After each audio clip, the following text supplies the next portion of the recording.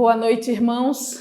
Estamos aqui mais uma vez para a nossa Escola Bíblica Online. Hoje estudaremos o livro de Juízes, é a nossa aula de número 7, e nós aprenderemos um pouco com este livro que é uma história um pouco triste, eu diria assim, uma parte que poderíamos chamar até uma história de um período de trevas do povo de Israel.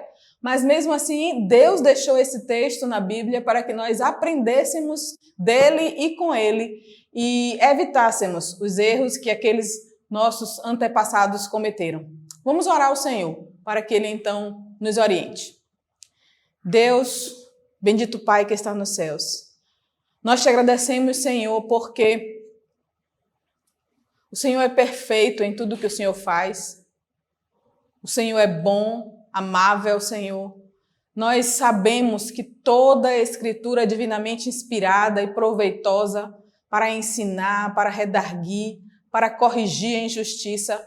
E, Senhor, nós entendemos que o livro de Juízes foi deixado na Tua palavra, foi colocado ali de maneira intencional, para que nós aprendêssemos, Senhor, para que nós entendêssemos da Tua fidelidade, da Tua graça, Senhor, e para que nós nos voltássemos cada vez mais para Ti.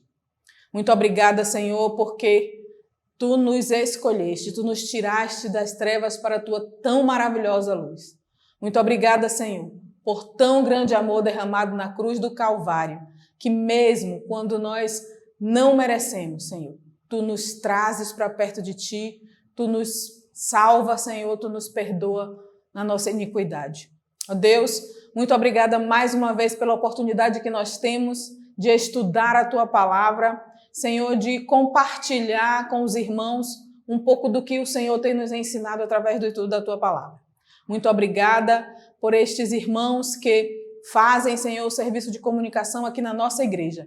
Que o Senhor continue abençoando esses jovens que têm dedicado o seu dom para a Tua causa. Em nome de Cristo, Teu Filho, nós oramos. Amém. Irmãos, o livro de Juízes é uma sequência, nós podemos assim dizer, a história ali em Juízes, do que nós vimos estudando até aqui. Nós já estudamos o Pentateuco, nós estudamos a saída do povo de Israel do Egito, ali no livro de Êxodo, estudamos toda a trajetória do povo de Israel no Egito, no deserto, nos livros de Números e Levíticos, e estudamos também em Deuteronômio as palavras finais de Moisés, os seus discursos, o povo ali acampado nas planícies de Moabe, aguardando a ordem do Senhor para entrar na terra prometida. E finalmente, com o livro de Josué, nós vimos o povo tomando posse daquilo que Deus lhe tinha dito que seria a sua herança. O povo adentrando a terra de Canaã, o povo vencendo as batalhas que estavam acontecendo, mesmo não sendo um povo de guerra, mesmo não sendo um exército treinado, mas mesmo assim Deus lhes foi dando a vitória, para que eles fossem então conquistando aquela que era a terra que Deus lhes prometeu, aquilo que Deus queria que eles tivessem. Entretanto, irmãos, sabemos, né, que a história continua, a vida continuou ali para aquele povo, e a Bíblia diz que chegou aqui o tempo que eles já não conheciam mais, o povo já não conhecia mais o Deus que tinha lhes tirado do Egito, o Deus que lhes tinha feito atravessar o Mar Vermelho. Essa geração já não conhecia nem mesmo o Deus que lhes tinha feito atravessar o Rio Jordão. Então, esse povo começa a se voltar, a se distanciar novamente do Senhor. Vamos ver aqui um resumo desse livro, né? Quem é o autor do livro de Juízes?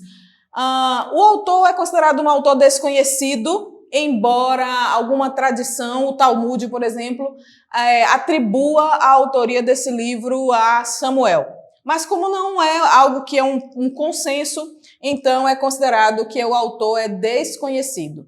O período que esse livro engloba, ele vai de 1375 a 1050 a.C., um período aí de 350 anos, mais ou menos, né?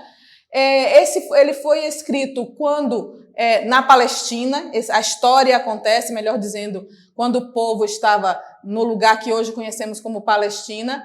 Esse livro foi escrito para o próprio povo de Israel, é o seu destinatário, é o alvo do texto.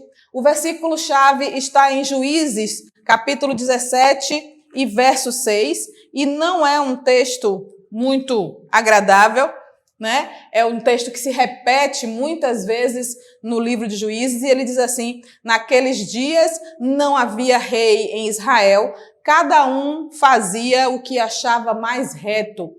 Em outra tradução que eu já tive, diz: cada um fazia o que lhe parecia melhor aos seus próprios olhos. E a palavra-chave, ou a palavra que melhor descreve o livro de Juízes, é a palavra inconstância.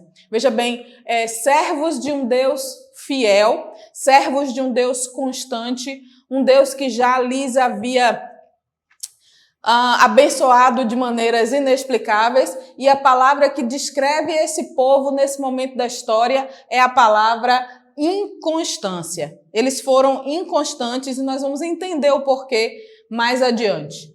Se nós fôssemos descrever o livro de Juízes em uma sentença, nós diríamos: o povo passa um tempo de sua história sem progresso, numa vida inconstante com Deus, mas sempre contando com a intervenção do Senhor por meio dos juízes. Então, vocês vão ver, os irmãos vão ver como era um ciclo de inconstância, de afastamento de Deus, pedido de socorro e volta para o Senhor, esse ponto na história do povo de Israel. O texto que resume este livro, na verdade, se nós formos ler o livro de Juízes, o que eu recomendo aos irmãos que o façam, né? Mais do que esta aula que vê um panorama, né? Como se estivéssemos sobrevoando o livro, é melhor que quando a gente se aprofunda, quando a gente se mergulha no texto bíblico realmente para conhecer o que lá está escrito. No primeiro capítulo de Juízes, nós vemos a transição, o final do ministério de Josué. E ele começa dizendo: depois da morte de Josué, os filhos de Israel consultaram o Senhor, dizendo: quem dentre nós primeiro subirá aos cananeus para pelejar contra eles? E o que nós percebemos aqui, irmãos, é que Josué, diferentemente de Moisés, ele cometeu uma falha, ele não preparou um sucessor. Ele não deixou alguém que o sucederia, que seria um líder do povo de Israel. E embora a verdade real é que Deus estava ali na teocracia do seu povo, né? Deus se colocou a si mesmo como líder direto do seu povo.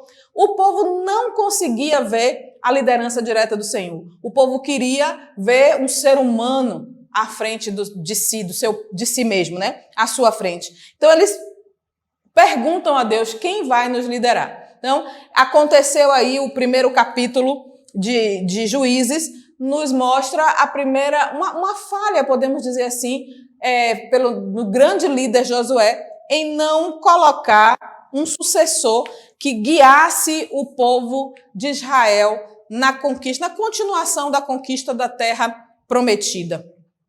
E aí, nós vemos já também no primeiro capítulo a presença de Otniel, né? Otniel como o primeiro juiz que vai aparecer aqui nessa história dos juízes do povo de Israel. No segundo capítulo, irmãos, do livro de Juízes, é como se o autor do livro fizesse um panorama, vamos dizer assim. Eu não queria usar essa palavra, mas é justamente isso. Como se o autor fizesse um panorama de tudo que ele vai falar. Ele faz um resumo que antecede o texto. No capítulo 2, ele faz uma condensação de tudo que ele vai dizer posteriormente. E a partir do verso 10, eu gostaria de ler com os irmãos esse texto que está aí, que aparece na tela, que diz assim: toda aquela geração também morreu e foi reunida a seus pais.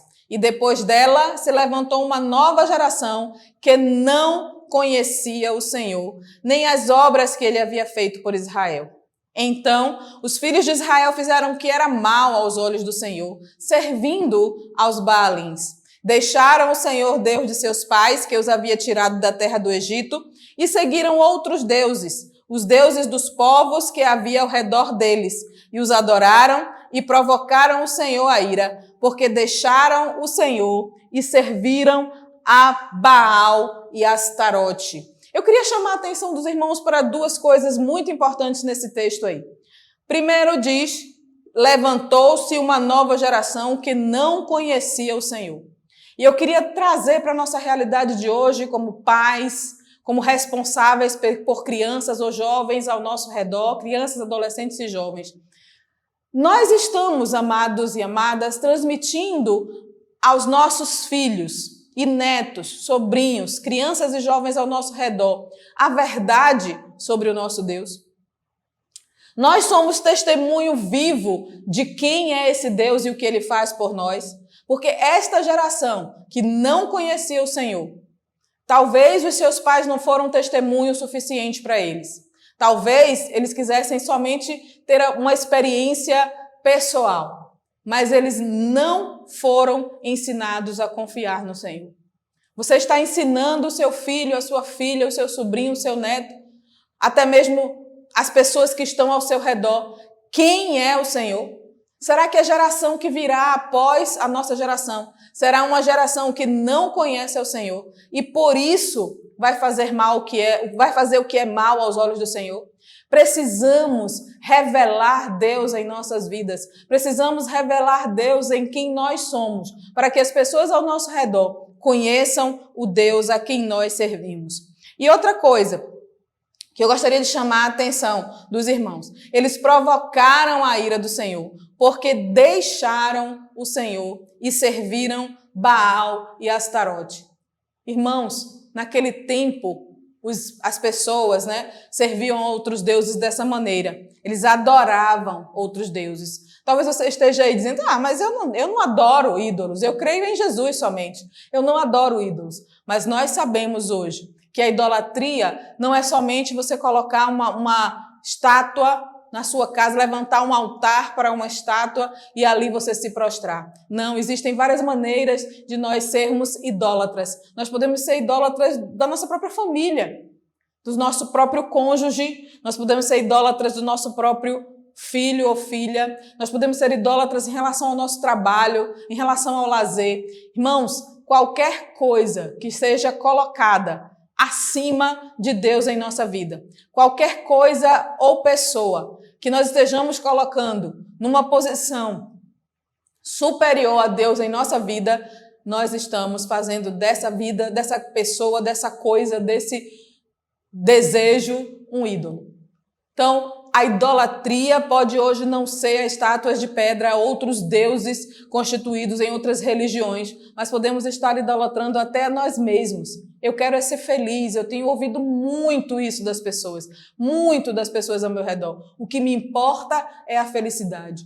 Mas nós entendemos, baseados nas Escrituras, que o que deve importar para nós é glorificar o nome de Deus, é dar glórias a Ele e adorá-lo. Então, irmãos, o povo de Israel, nesse tempo dos juízes, ele entrou num declínio moral e espiritual muito grande. Como eu falei no início da lição, podemos chamar de a Era das Trevas na história do povo de Israel, esse período de tempo dos juízes aí. E isso tem razão de ser. Eu vou dizer para os irmãos 5 razões que levaram o povo de Israel a isso. A primeira eu já disse, que foi a idolatria. A segunda, talvez, na verdade, são razões que elas estão intrinsecamente ligadas, mas a própria desobediência. Se os irmãos forem para o capítulo 1 de Josué e até o capítulo 2, os irmãos vão... de Juízes, os irmãos vão perceber que a ordem que o Senhor Deus tinha dado lá a Josué de conquistar a terra e ir exterminando os povos ao redor, não foi cumprida.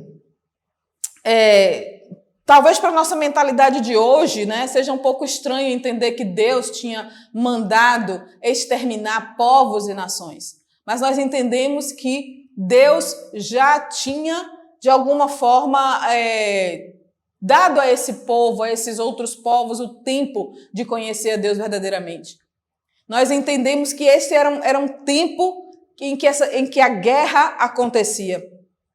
E Deus manda que eles entrem na terra e que eles destruam tudo que está ali. O povo de Israel não obedece. Eles não destroem todas as coisas. Eles pegam despojos em alguns lugares. Eles escravizam povos em outros lugares. Se você for ler o capítulo 1, no versículo 27 em diante, diz terras que não foram conquistadas pelos israelitas. Manassés não expulsou os habitantes de Bet-Seá, nem os de Tanak, e por aí vai. As duas primeiras razões, então, para o declínio moral do povo de Israel: a desobediência a Deus naquilo que Deus tinha mandado, e eles se recusaram a fazer ou fizeram pela metade. E aqui, irmãos, nós precisamos entender uma coisa muito importante, que meia obediência é igual a desobediência.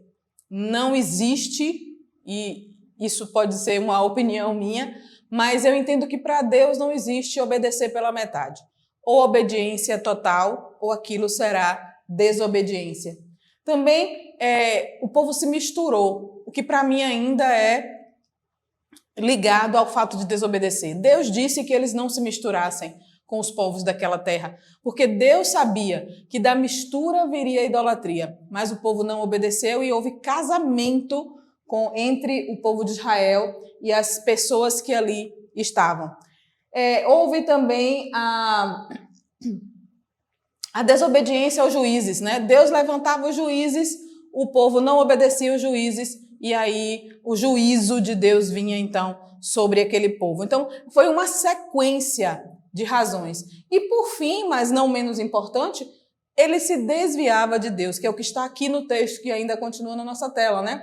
Eles serviram a outros deuses, se desviaram do verdadeiro caminho do Senhor. Se nós olharmos essa sequência de razões e pensarmos no nosso tempo hoje, eu acredito que não estaremos muito longe do que está acontecendo.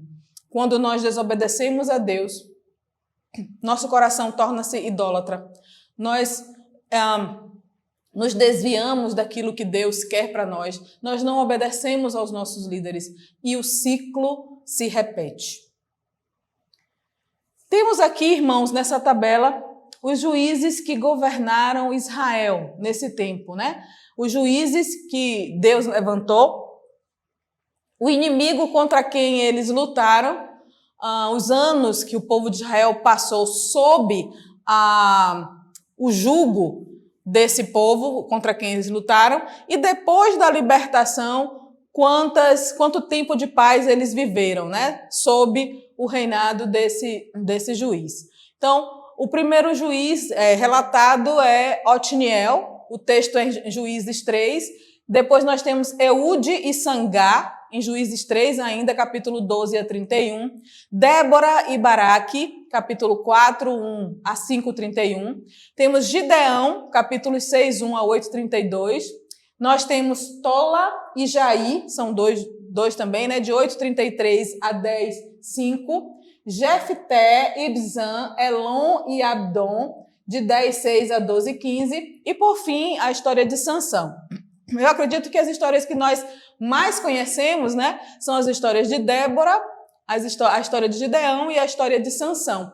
Mas todos os outros juízes têm a sua importância na história do povo de Israel.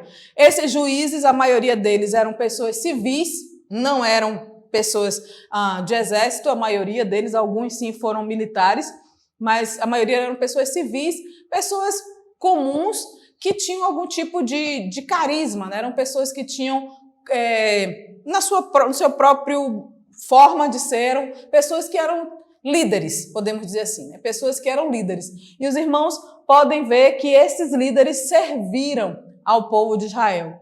Então, olha o que aconteceu com o povo aqui, o que nós estamos falando agora neste momento, né? Esqueceram a Deus e serviram a Baal, e o Espírito de Deus desceu sobre Otniel, e ele foi, então, escolhido como juiz. O povo viveu 40 anos de paz. Depois, sob os moabitas, o próprio Deus fortaleceu o rei Eglon contra Israel. E aí Eude, um homem canhoto, né, vai e ele mesmo mata esse rei que a Bíblia descreve como um homem bem obeso. Depois a história de Débora, Deus levantou Débora, e aqui eu queria até fazer um parêntese sobre essa questão de Débora, né, por ser uma mulher. Algumas pessoas dizem que Deus levantou Débora porque não tinha homens naquele momento que pudessem servir como juízes. Como eu ouvi uma mensagem até de um pastor, e eu creio assim também, Deus levantou Débora porque ele quis que fosse Débora, não porque não tinha homens presentes que assim o fizessem. Deus levanta quem ele quer, na hora que ele quer, para fazer a sua obra. E neste momento, Deus escolheu Débora, que também era uma profetisa, para junto com Baraque livrarem o povo de Israel dos cananeus. Então, o próprio Deus, né, revelou antes que entregaria este Sísera, este rei, nas mãos de uma mulher. E foram duas mulheres, na verdade, usadas aí, Jael e Débora, né? Gideão, também nós temos uma história muito bonita de Gideão, quando Deus o escolhe, e nós conhecemos, né, a batalha dos 300 homens escolhidos por Deus, e eles vão pelejar, e Gideão põe Deus à prova, Deus responde, Deus atende a sua oração, mas no fim da história de Gideão, ele já não está tão bem assim com Deus, ele já se coloca numa posição talvez que não era o que Deus queria para ele. Se os irmãos forem ler lá no capítulo 8, verão então o final da história de Gideão, como as coisas aconteceram com ele e na vida dele. Então, irmãos, esses são os juízes de Israel: Otniel, Eude, Sangá, Débora e Baraque, Gideão, Tola e Jair, Jefté e Ibzan, Elon e Abidom e, finalmente, Sansão. Então, uma coisa bastante interessante que nós precisamos ver, irmãos, que essas pessoas não eram de forma alguma especiais. Se os irmãos pensarem, eu falei agora de Gideão, que no final da sua jornada até, ele não teve um momento bom, ele tem um filho e coloca o nome do filho dele Abimeleque, que significa meu pai é um rei. Então ele faz uma estola sacerdotal para si, não era esse o papel que Deus queria para ele. Então nós devemos entender que aquilo que Deus nos dá e onde Deus nos coloca é puramente para a honra e glória do nome de Deus, para que nós sirvamos ao Deus que nos colocou ali naquele lugar. Outra questão é Sansão.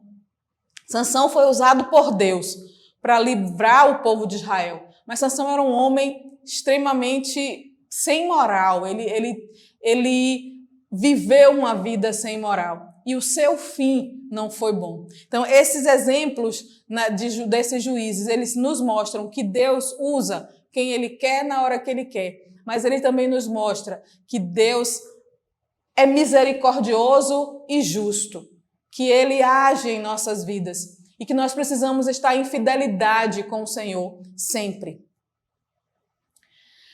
O ciclo que eu falei para os irmãos no início do texto, esse é o que acontece em todo o livro de Juízes, em todas as histórias, entre cada um dos juízes acontece. O povo peca e desobedece a Deus, a depravação.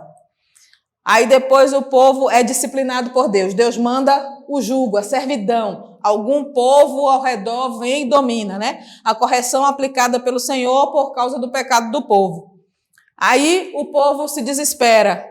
A depravação, a disciplina, o desespero. O povo reage com choro e clamor ao Senhor para ser liberto do sofrimento. Deus vem em socorro do povo, chama um juiz para libertar o povo e dá o desafogo. Né? Então, se nós pensarmos aqui no ciclo dos juízes como os 4 Ds: depravação, disciplina, desespero e desafogo. Depravação, o povo peca.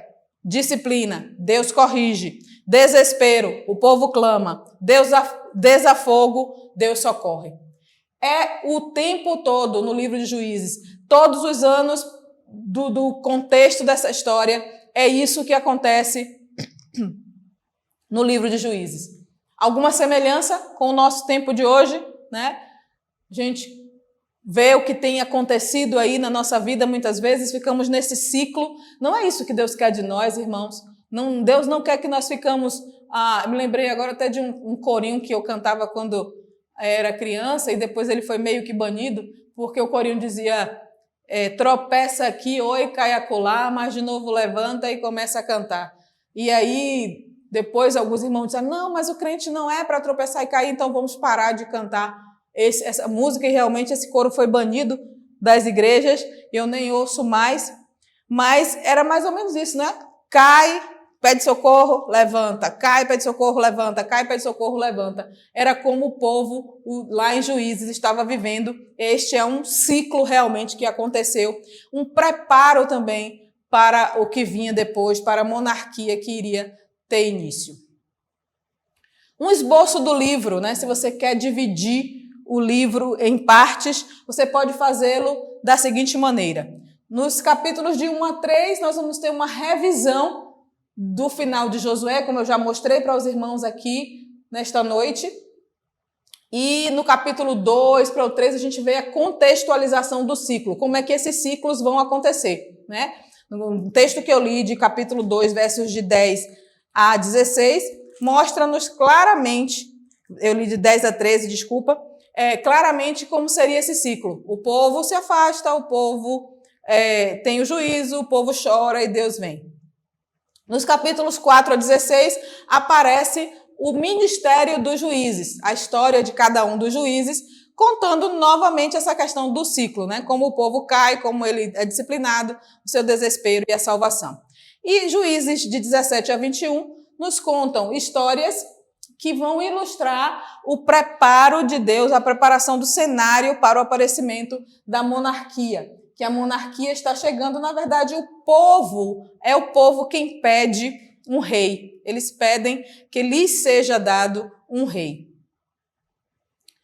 Pensemos agora um pouquinho, irmãos, no que Juízes pode nos ensinar.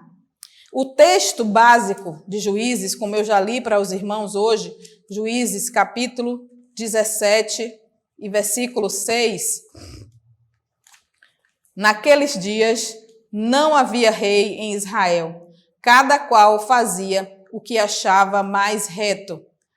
Uma das filosofias mais presentes no tempo de hoje é a chamada de relativismo, ou seja, cada um tem um ponto de vista, cada pessoa tem a sua própria verdade. Esta é a sua verdade, mas não é a minha verdade. Esta é a verdade como você vê, não é a verdade em que eu creio.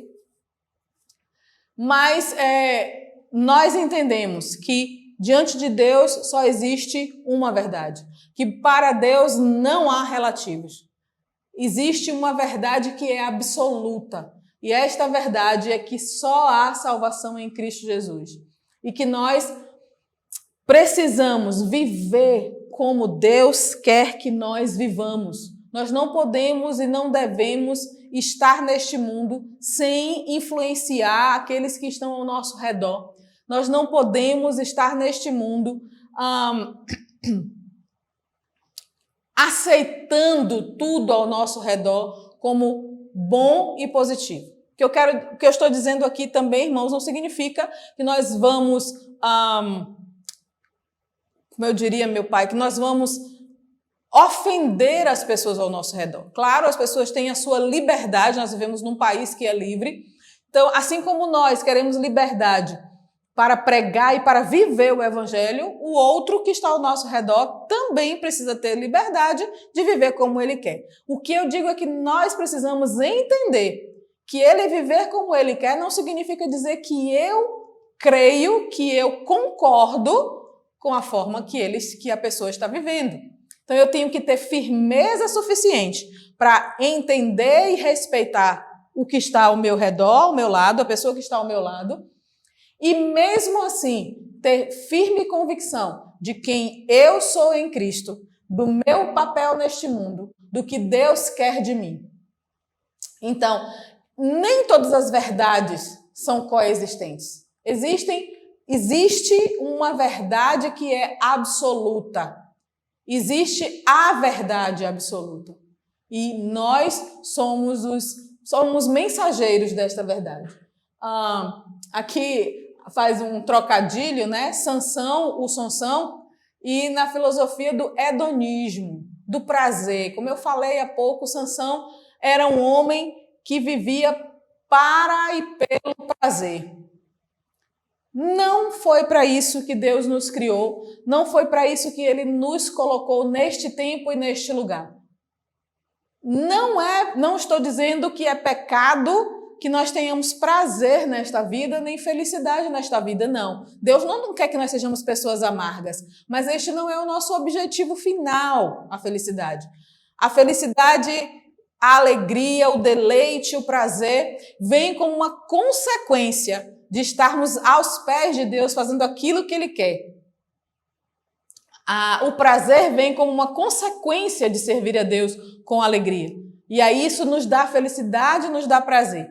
Então, o prazer não é o nosso principal alvo, sem às vezes até mesmo pensar no que está ao nosso redor, nas pessoas, na ética ao nosso redor, na ética da vida ao nosso redor, né?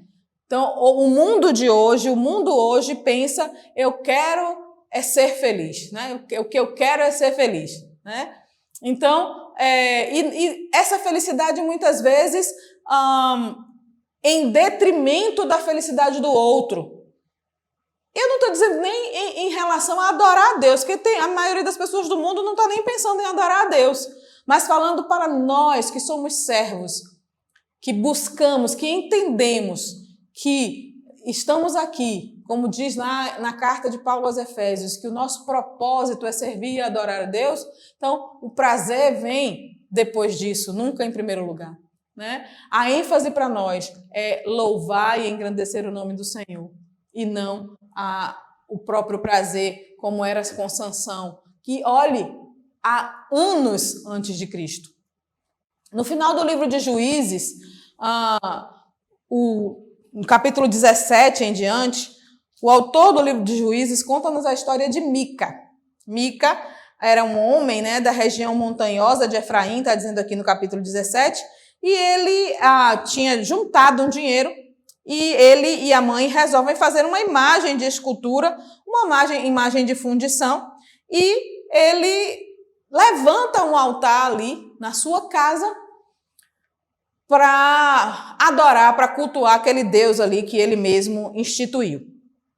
Depois de um tempo, vem um moço de Belém, de Judá, né, um que era levita, e ele estava passando, sai da cidade de Belém, vai andando, e quando ele chega lá perto da casa de Mica, Mica pergunta para onde ele está indo, e ele diz que ele está indo para onde ele achar que deve, onde ele achar que deve, ele vai parar.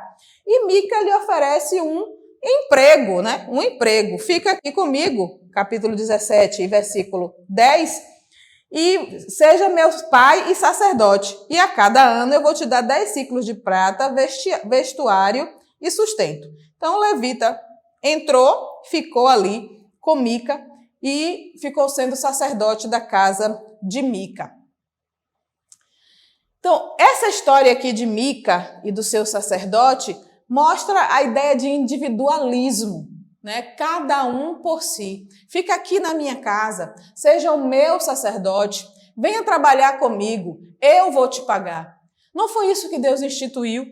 Não foi isso que Deus fez lá atrás, quando Ele instituiu a família, a tribo de Levi como sacerdotes, para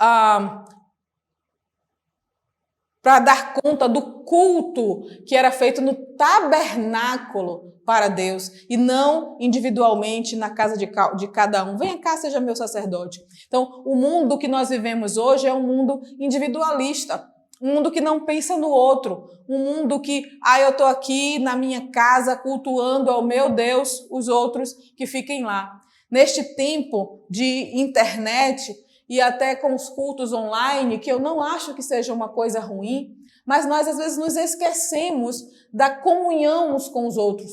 Estamos tão ensimesmados, tão voltados para nós mesmos. E, eu estou aqui, estou cultuando a Deus, isso é o que importa. Não, irmãos, não é o que importa. Porque nós precisamos comungar. A comunhão é importante. É importante que estejamos juntos um com o outro, para que, assim como o ferro afia o ferro, um ao outro nos afiemos. Na igreja, na congregação, na comunhão dos santos. Precisamos disso. Outra ideia também que o individualismo traz aqui é o que tem aqui no texto. Cada um quer controlar as coisas da própria maneira. Imagine até num lugar menor como é aqui a nossa igreja, se cada um de nós quiser fazer as coisas como pensa por si mesmo. As coisas não vão fluir, as coisas não darão certo. Eu tenho a minha netinha de 4 anos, está indo para a escola e nós recebemos uma queixa que ela estava passando do tempo de fazer as coisas, quer fazer as coisas no tempo dela. E eu a chamei e disse, não pode ser assim, porque você lá, você tem mais 15 coleguinhas além de você, são 16. Se cada um quiser fazer o que quer, na hora que quer, como a professora vai poder ensinar para vocês o que ela precisa ensinar? Então, às vezes nós ensinamos para as crianças aquilo que nós já sabemos, mas nós não vivemos aquilo que já sabemos. Queremos cada um ser Micas e termos o nosso próprio sacerdote. E se os irmãos continuarem lendo o livro de Juízes aí, depois dessa história de Mica, verão que as coisas ficaram ainda piores depois, né? Essa história do levita traz uma das histórias mais trágicas que eu já vi contadas nas Escrituras, em Juízes aqui. Se os irmãos continuarem lendo, poderão ver. Mas algo que salta aos olhos nesse texto, para mim, é a capacidade de Deus sempre trazer a libertação, de Deus sempre trazer o desafogo, de mesmo quando nós pecamos, quando nós entramos em depravação, mesmo vindo a disciplina, mesmo assim, Deus traz um desafogo. Deus é fiel, mesmo quando nós nos mostramos infiéis. Deus é fiel, mesmo quando nós somos relativistas. Deus é fiel, mesmo quando nós somos hedonistas. Deus é fiel, mesmo quando somos individualistas. Apesar da nossa pouca fé, apesar da nossa incredulidade, Deus continua sendo fiel. Mas, amados irmãos, como Deus se alegrará se nós estivermos em comunhão com Ele. Como seu coração se regozijará se nós estivermos fazendo aquilo que Ele quer. Se Ele estiver nos alcançando com o seu amor tão grande, nós estivermos respondendo a Ele, àquele amor que Ele nos dá. Como Deus vai se alegrar? Então, que esta lição de hoje possa servir para abrir os nossos olhos, para que no futuro nós não tenhamos uma idade das trevas em termos de moral dentro da igreja de Deus, mas que tenhamos servos que não se esquecem de quem é o Senhor. Que ao contrário dessa geração que se levantou aqui, descrita no capítulo 2, versos 10 em diante, que as gerações que venham após nós sejam gerações que conhecem a Deus, porque viram Deus refletido em seus pais. Que o Senhor Deus nos abençoe. Amém. Pai amado que está nos céus, muito obrigada, Senhor, pela Tua palavra. Muito obrigada por cada detalhe que o Senhor deixou para nós na Tua palavra. Ó Deus, usa mais uma vez a Tua palavra para edificação daqueles que a ouvem. Em nome de Cristo, Teu Filho. Amém. Amém. Boa noite, irmãos.